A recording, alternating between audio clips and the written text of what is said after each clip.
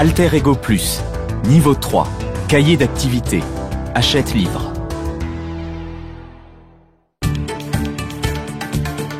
Dossier 1.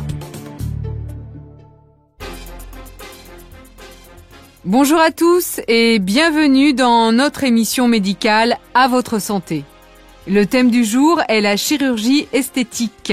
Dépenser une petite fortune dans la chirurgie esthétique est une pratique courante aujourd'hui. Les actes de chirurgie esthétique se banalisent au nom du mieux-être. Phénomène de mode ou phénomène de société? En direct sur notre plateau pour en parler, le docteur Moisan, chirurgien plasticien qui exerce dans une clinique privée à Versailles. Nous écouterons également le témoignage de plusieurs auditeurs. Pour commencer, quelques chiffres sur la chirurgie esthétique. 350 000, c'est le nombre d'interventions de chirurgie esthétique par an en France. Mais aujourd'hui, ce n'est plus l'apanage des stars et des gens riches, car elle séduit toutes les classes sociales et de plus en plus d'hommes aussi. Docteur Moisan, vous confirmez ? Oui, en effet. Les hommes représentent 15% de ma clientèle. Quel que soit le milieu d'où l'on vient, on n'hésite plus à se donner une seconde jeunesse, un nouveau-né, une nouvelle silhouette.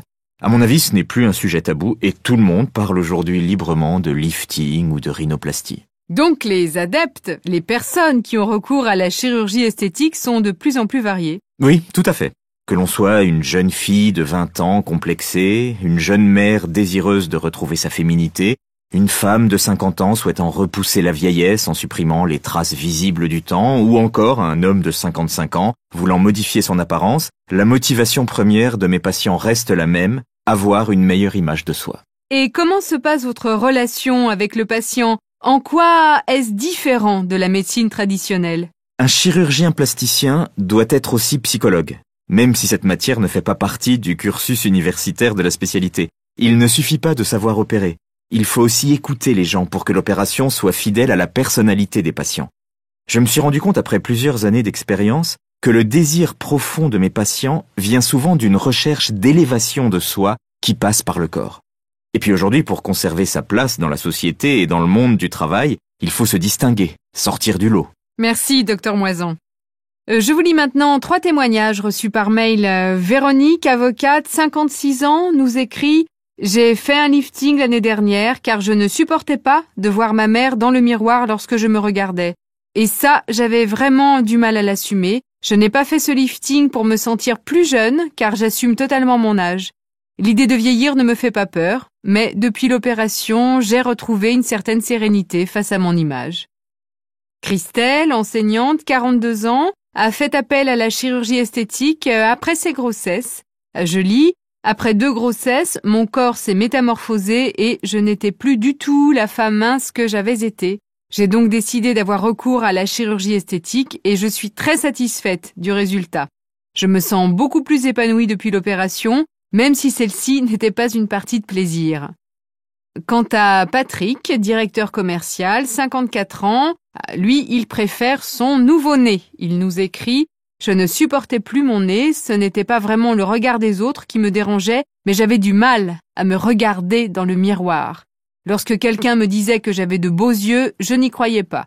Je me demandais comment cette personne arrivait à voir la couleur de mes yeux avec un nez aussi énorme. Depuis que je me suis fait refaire le nez, je me sens mieux. J'ai un poids en moins. »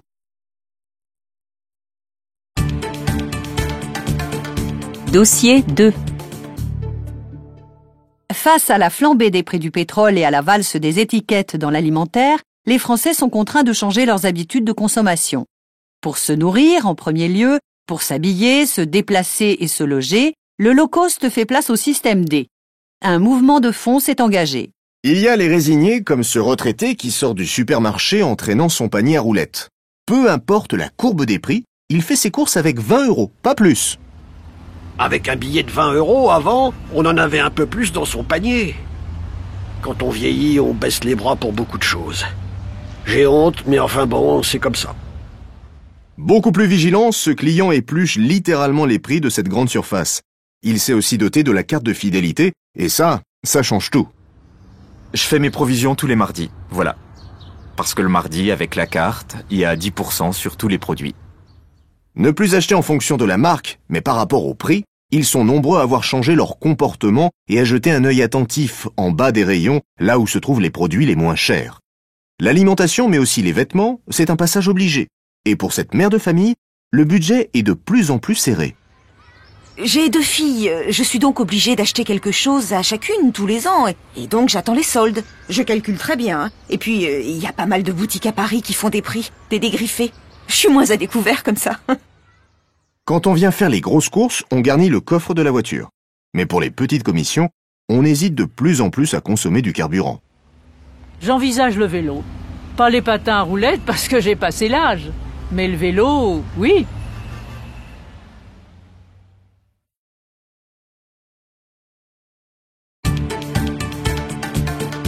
Dossier 3.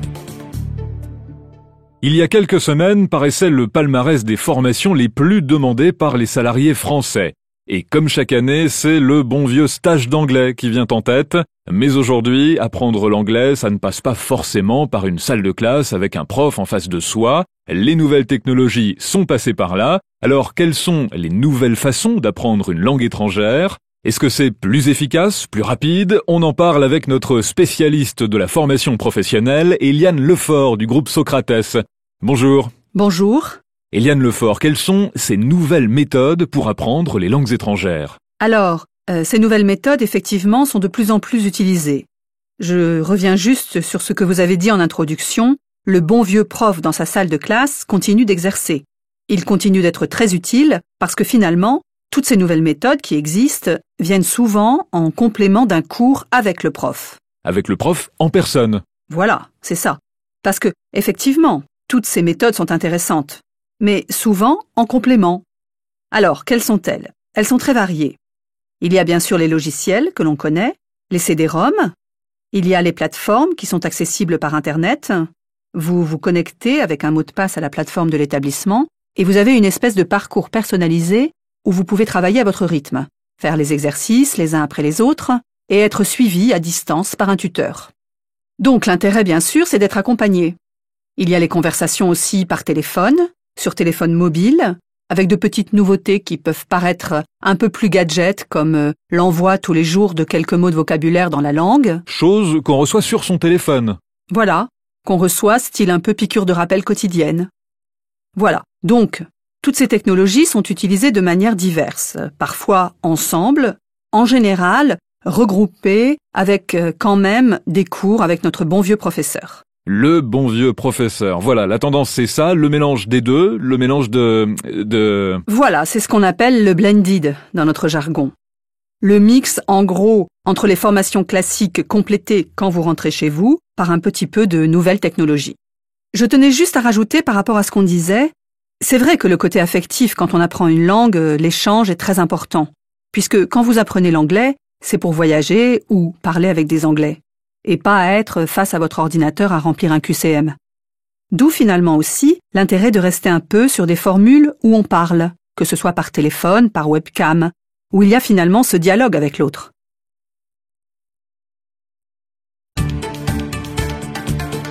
Dossier 4. Sébastien Lafontaine, bonsoir. Bonsoir Bertrand. Et nous allons parler ce soir réseaux sociaux, Facebook, Twitter et compagnie. Je sais que vous adorez ça. Mais quel usage les salariés en font sur leur lieu de travail, Sébastien ? En tout cas, on en parle beaucoup ces temps-ci des réseaux sociaux. Alors, est-ce que les salariés vont effectivement sur ces réseaux sociaux, passent leur temps quand ils sont au boulot sur Facebook, sur Twitter et autres ? Eh bien, en fait, ils sont beaucoup plus sages qu'on pourrait le croire. C'est une étude publiée aujourd'hui par la Segos, un grand organisme de formation professionnelle, qui le dit. Sa responsable affirme que de tous les réseaux sociaux utilisés par les salariés, c'est Facebook qui arrive largement en tête. Facebook rassemble 61% des utilisateurs, et c'est de loin le premier réseau utilisé par les salariés. On trouve ensuite des réseaux connus qui sont Viadeo, LinkedIn, Twitter, mais la surprise, c'est quand même Google+, qui dépasse ces différents réseaux avec un taux de fréquentation qui est un peu plus fort. On voit quand même finalement que c'est Facebook qui reste le leader. Premier enseignement de cette étude, alors que beaucoup d'entreprises craignaient que leurs troupes passent leur temps à surfer sur Internet et Facebook, en fait, ils sont plutôt raisonnables. Eh bien oui, finalement, l'usage des réseaux sociaux, ça se fait à la maison et non pas en entreprise. On voit qu'il y a moins d'un salarié sur deux qui utilise les réseaux sociaux depuis son entreprise, et ils ne sont même que 20% à les utiliser de manière quotidienne, ce qui est finalement très peu. Même s'il y a des différences selon les catégories sociales et que, chez les cadres, c'est un peu plus. Alors, l'usage est différent pour les cadres en termes de finalité, c'est-à-dire que les cadres se servent beaucoup des réseaux sociaux pour un usage professionnel, ce qui n'est pas le cas des autres catégories socio-professionnelles. On voit donc une espèce de mélange entre la vie personnelle et professionnelle, en particulier pour les cadres. Petite surprise de cette étude Segos. On pensait que beaucoup d'entreprises limitaient l'accès aux réseaux sociaux dans le cadre professionnel, eh bien en fait, pas tant que ça. Pas tant que ça. 70 à 80% des salariés ont accès aux réseaux sociaux en entreprise, donc cela limite vraiment le nombre de personnes qui n'ont pas accès à ces réseaux depuis leur lieu de travail. Et il y a un petit élément assez amusant dans cette étude. Sur les réseaux sociaux, le principe c'est qu'on est amis. On est en contact avec tel ou tel, souvent des inconnus. Eh bien, la plupart des salariés ne veulent pas être amis avec leur chef. Eh bien non. Figurez-vous que les salariés refusent quand leur patron demande à être leur ami. Ils refusent d'être fans ou eux-mêmes ne sollicitent pas leur patron ou leur supérieur. Et puis c'est étonnant, ils ne veulent pas être amis avec leur chef, mais pour autant ils sont plutôt fans de leur entreprise. Ils sont plutôt fiers de leur entreprise quand elle est présente sur les réseaux sociaux. Oui, ça c'est assez incroyable. Ils sont près de 40% à être fans de leur entreprise sur Facebook, sur LinkedIn ou bien suivre le fil Twitter. Et du reste, ces entreprises montrent leur intention d'embaucher des gens pour s'occuper de leur présence sur les réseaux sociaux. Est-ce qu'au fond, il est bon quand son entreprise existe sur Facebook, sur Viadeo, sur LinkedIn, qu'elle ait un compte Twitter? Est-ce que finalement on peut recommander aux salariés de la suivre, d'être fan, de s'abonner à ses comptes? Oui, on a tout intérêt à le faire. S'abonner, simplement, ça peut présenter quelques risques pour la confidentialité. L'identité numérique ne se limite pas à un seul profil, et toutes ces identités sont effectivement perméables entre l'existence personnelle et l'existence professionnelle. Donc, il faut quand même être prudent.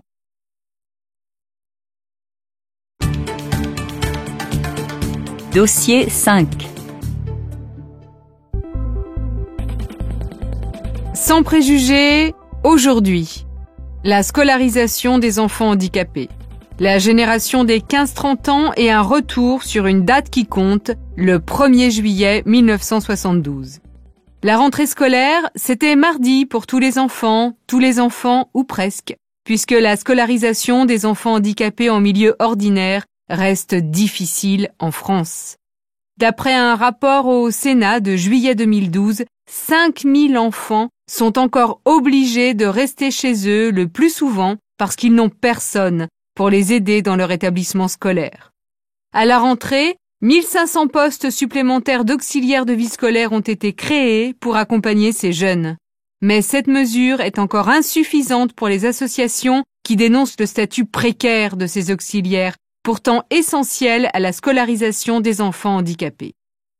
L'invité de Sans préjugés, c'est Timothée Joas, chargé d'études et de recherche à l'Institut national de la jeunesse et de l'éducation populaire, co-auteur avec Stéphanie Gobert de La planète des jeunes en France. Timothée, il y a beaucoup de préjugés qui courent sur les 15-30 ans, et notamment celui qui dépeint la jeune génération comme une génération désengagée. Est-ce que c'est vrai? Est-ce que c'est faux? Écoutez, je pense que c'est faux. Je pense que les jeunes d'aujourd'hui sont tout aussi engagés que l'étaient les générations précédentes. Ils sont par contre engagés de façon différente. C'est vrai que, par exemple, pour tout ce qui concerne la politique, on a souvent tendance à les considérer comme désengagés et désintéressés. Je crois que c'est plutôt le rapport à la politique qui a changé. C'est-à-dire? Eh bien, ils se réapproprient de façon un peu différente l'expression démocratique. La pétition, la manifestation. Les jeunes d'aujourd'hui n'adhèrent pas forcément à un parti ou à un syndicat. Par contre, ils s'engagent sur des causes plus précises. Il y a quelques exemples maintenant connus en France sur les questions autour de l'emploi. Je pense que le collectif Génération Précaire n'est plus à présenter. Pour les grandes questions autour de l'accès au logement, je pense au collectif Jeudi Noir, par exemple, ou encore à d'autres collectifs. C'est sur ces revendications plus précises, peut-être plus concrètes, qu'ils forgent leur engagement. Merci Timothée Joas. Sans préjugés, la date à retenir, c'est le 1er juillet 1972. Depuis ce jour-là, l'expression du racisme n'est plus considérée comme une opinion, mais comme un délit puni par la loi, avec des peines pouvant aller de l'amende à l'emprisonnement ferme. La loi du 1er juillet 1972, c'était il y a 40 ans. Selon un sondage paru mercredi dans le journal La Croix, seulement 1 Français sur 2 connaît l'existence de cette loi qui punit la provocation à la haine ou à la violence raciste et l'injure ou la diffamation à caractère raciste.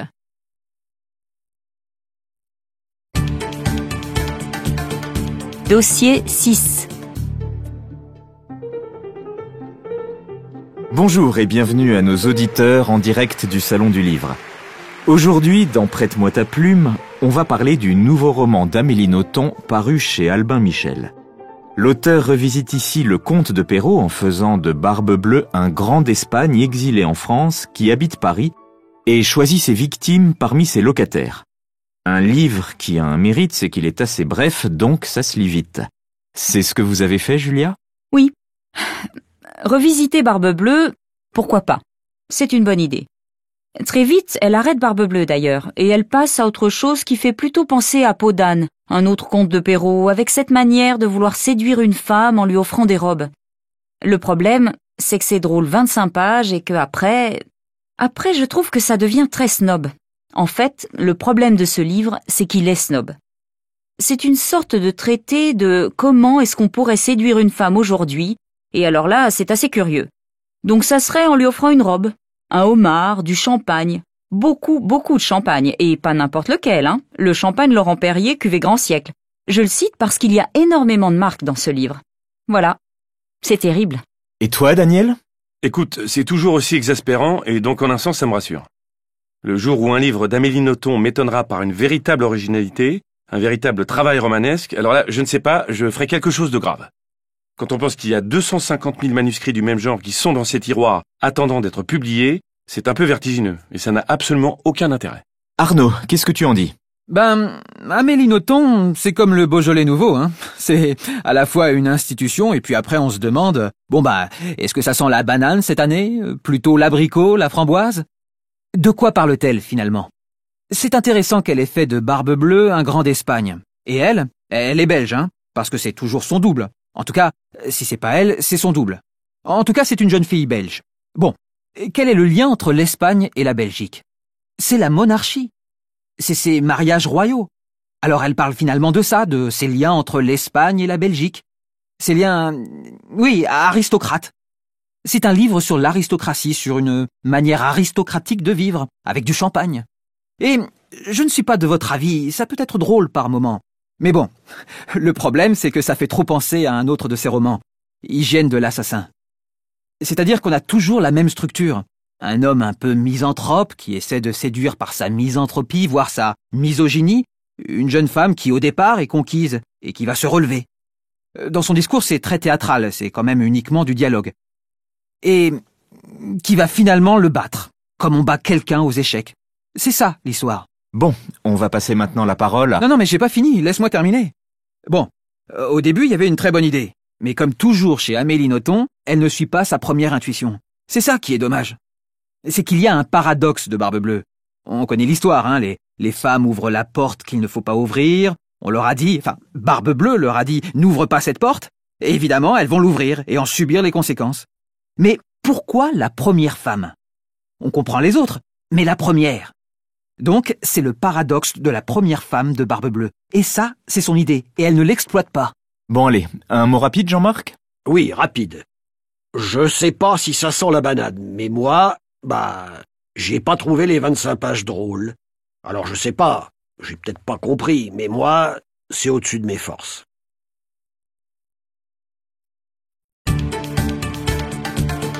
Dossier 7. Dans le monde, plus de 900 millions de personnes ont faim. L'agriculture est-elle encore adaptée à ses besoins ? Non, selon notre invité ce matin. Bonjour Marie Lechamp. Bonjour. Vous êtes journaliste. Pendant 1 an et demi, vous avez rencontré des paysans du monde entier et vous venez de publier Agroécologie, une moisson d'avenir. Qu'est-ce que c'est que l'agroécologie, Marie Lechamp ? Alors, l'agroécologie, c'est de l'agriculture biologique, c'est-à-dire qu'on n'utilise pas de pesticides et d'engrais chimiques. Mais c'est aussi un système où on essaie de réintroduire de la biodiversité. Donc, il n'y a plus de monoculture, plus de spécialisation comme on en a aujourd'hui en Bretagne avec l'élevage des cochons. On mélange les cultures, les arbres et les animaux, tout ça pour avoir un sol d'excellente qualité, ce qui n'est malheureusement plus le cas aujourd'hui dans le système conventionnel. Et on obtient, c'est ce que j'ai constaté, de très bons résultats. Des expériences existent depuis longtemps. Pourquoi est-ce que vous vous intéressez maintenant à ce sujet? Parce que je pense, comme les experts de l'ONU d'ailleurs, qu'il faut changer de direction. Il faut changer de modèle. Pourquoi? Parce que les pesticides et les engrais sont fabriqués avec du gaz et du pétrole et on sait très bien que le prix de ces énergies fossiles va augmenter.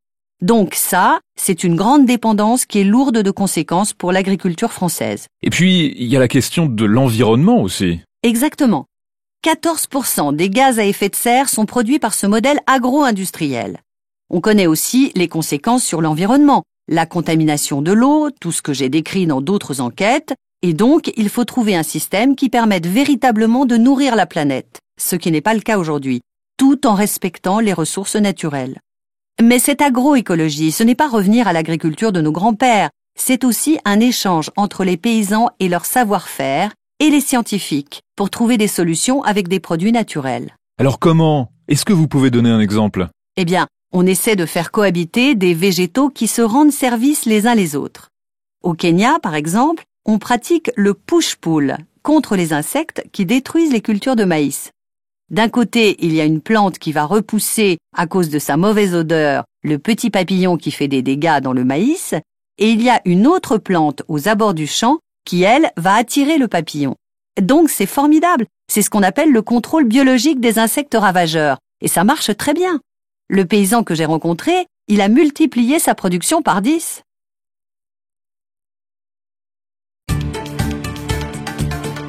Dossier 8. Vu de l'extérieur, le numéro 12 de la rue Edith Wharton à Saint-Brice ne donne que peu d'indications sur sa nature. Il serait difficile de deviner qu'il s'agit d'un centre éducatif fermé pour délinquants mineurs.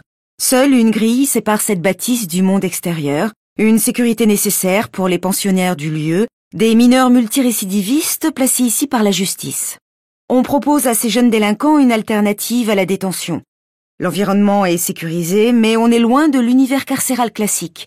On écoute Raphaël Collin de la protection judiciaire de la jeunesse valdoise. Les jeunes n'ont pas le droit de sortir, ils le savent. Ça leur est dit, ça leur est répété. Ils n'ont pas le droit de sortir du centre. Mais bien évidemment, il n'y a pas de mirador, il n'y a pas de garde. C'est pas... Enfin, ça n'a rien à voir avec une prison. Ce n'est pas un lieu de détention, c'est un lieu d'éducation. Autour d'une partie de baby-foot ou d'un atelier créatif, ici, tout est bon pour faire réfléchir les jeunes sur leur comportement et leur rapport à la société. Une relation entre éducateurs et pensionnaires qui se poursuit en classe. L'occasion de construire un projet éducatif pour chaque mineur. Philippe Mercier, vous dirigez le service éducatif de ce centre. Quel est le rôle des éducateurs ici? On va mettre en place un certain nombre d'activités éducatives pour remobiliser le jeune autour de tout ce qui est de l'ordre de l'acquisition de compétences fondamentales, de savoirs fondamentaux, pour pouvoir consolider ce qu'il a déjà appris mais qu'il n'utilise pas. Quelques jours après son ouverture, le centre éducatif fermé accueille pour l'instant 2 jeunes pour une durée de 6 mois, renouvelable une fois. Ils seront prochainement rejoints par 3 autres mineurs délinquants. Pour tous, ce placement est une seconde chance qui s'offre à eux. 6 jeunes sur 10 qui sortent d'un centre éducatif fermé ne récidivent pas dans l'année qui suit leur départ, c'est-à-dire qu'ils n'ont plus de problème avec la justice.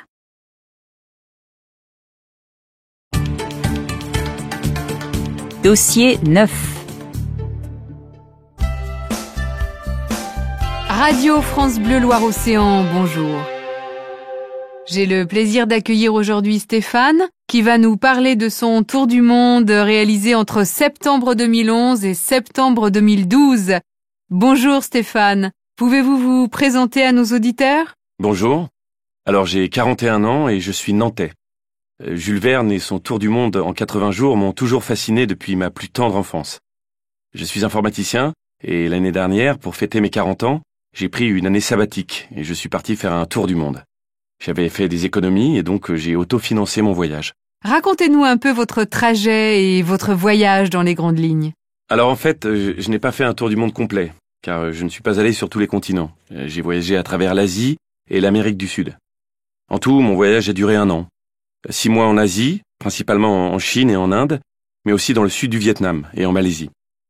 Puis j'ai voyagé 6 mois en Amérique du Sud, Chili, Argentine, Pérou, Bolivie, Équateur, Colombie. Les meilleurs moments de votre voyage? En Asie, ça a été en Chine et en Inde, au niveau de la découverte et du ressenti.